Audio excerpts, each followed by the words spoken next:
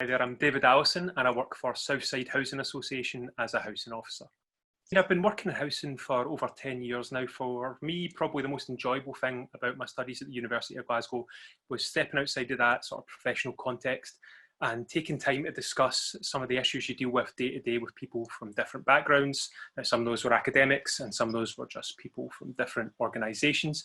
But in all cases, I maybe came across some perspectives I wouldn't have come to on my own, and that can only be enjoyable and I think also useful.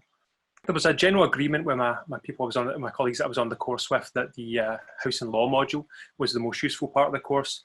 And I think that's because when you work in housing, you pick up a lot of information about the legalities of housing, but you do it in quite a piecemeal fashion.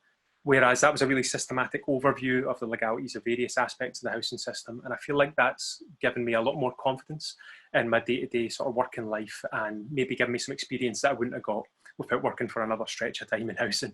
It's going to be a wee shortcut to that. I think we're in a period where there's a lot going on in terms of action to tackle climate change, in terms of the growth of the private rented sector, and in terms of the changes to the social security system. So I think it really benefits us all, whether we're trying to work as policymakers or as academics or as professionals, to try and learn from each other and try and tackle these issues with the seriousness and the full depth of knowledge that these topics require.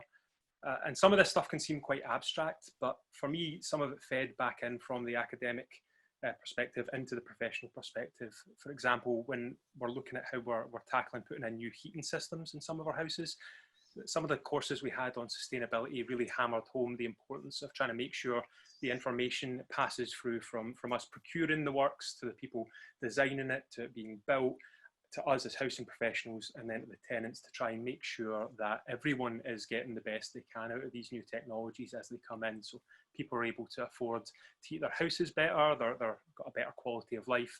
And from our perspective as a housing association, hopefully that means we've got more sustainment of our tenancies and our properties are hopefully going to require less repairs and maintenance going forward. So a lot of these things are mutually beneficial, and maybe they don't seem like they tie together with what you're doing day to day, but ultimately they can if you work out how to apply them to each other. I actually just really enjoyed all the arguments. I mean, there's maybe a cliche. I think you get 4 housing officers in a room and you'll get 12 opinions on almost any topic. So I really enjoyed getting that, as I say, in quite a sort of free-form way where you could just go back and forth on it and really get to grips with what everyone thought and why.